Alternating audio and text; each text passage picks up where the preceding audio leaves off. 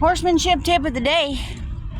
And it's funny because I learned this from cattle. I managed dairy cattle, not dairy cattle, dairy heifers. So anything from weaning age clear up through close-ups when they're ready to have their first calf. And dairy cattle you have to handle a lot. A lot of vaccines, a lot of sorting, obviously medicines.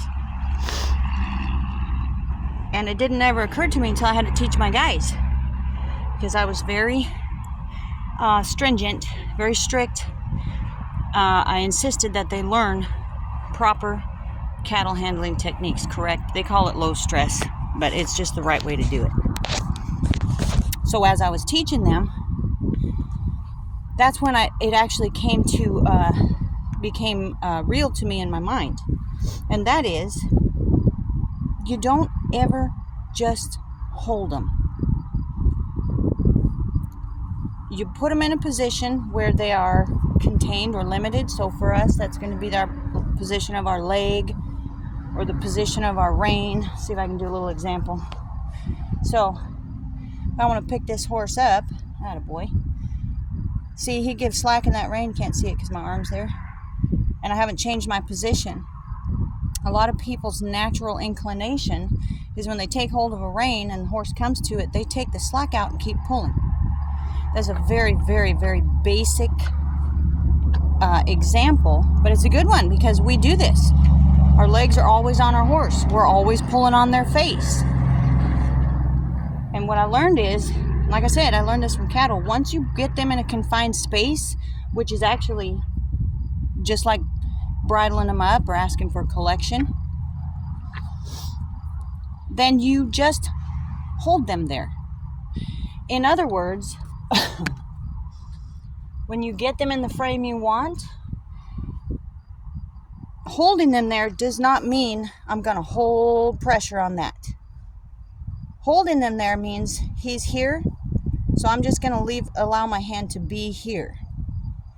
And that will, then if he moves, he'll run into my hand. So I'm going to hold him in that space, but not hold him. Another example maybe is better. When we're bridling and the horse's head is up here, a lot of people teach to press on the pressure points right here, which I think is just terrible. I've done that. There was one summer where that's all I did. I thought, okay, there's pressure points. Everybody says that's what we do. Do you know that I had more problems with that than I have ever had in my life bridling a horse? Because it's pressure, pressure, pressure.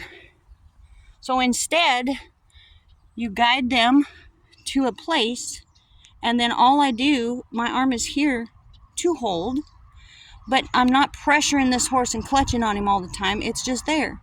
So if he moves his head, I can put my hand on him and bring him back. And like I said, I learned that from cattle. Because once you box a cat, even dairy heifers, they're more docile, obviously, than beef calves. But nonetheless, they're not tame. They don't want you messing with them. Chances are last time they were in a chute or locked up or whatever, they got injected with something. So it's not exactly pleasant for them. And so they can be a little difficult. But once you get them in the chute, or if they're little enough where you can box them with your knees and just hold them in a corner, everybody wants to keep pressing and just hold that pressure all the time, and you will have more troubles and more fight doing it that way than if once you get them boxed, you just back off the pressure and give just like we did on this horse's pole. I'm there so that when he moves or gets out of position, I can just remind him, but I'm not going to hold him in that place. So that's just a little lesson I learned. I know it's hard. It's easier to do when we're in person, but I can give better examples. But that's just a little thing. It's not a little thing, actually. Sounds little, but it's huge, because you can apply that to doggone near anything that you do with your horses or your cows. Round pinning doesn't mean you even have to have your hands on them. It's a matter of understanding pressure, where it is, how to apply it, and the effects it has on your animal.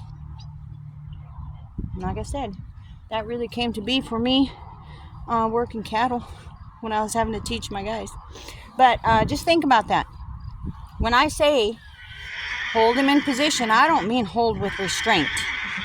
That means once you get in there, just create a little boundary line so that he knows if he moves, he can bump into it. That's my horsemanship tip of the day.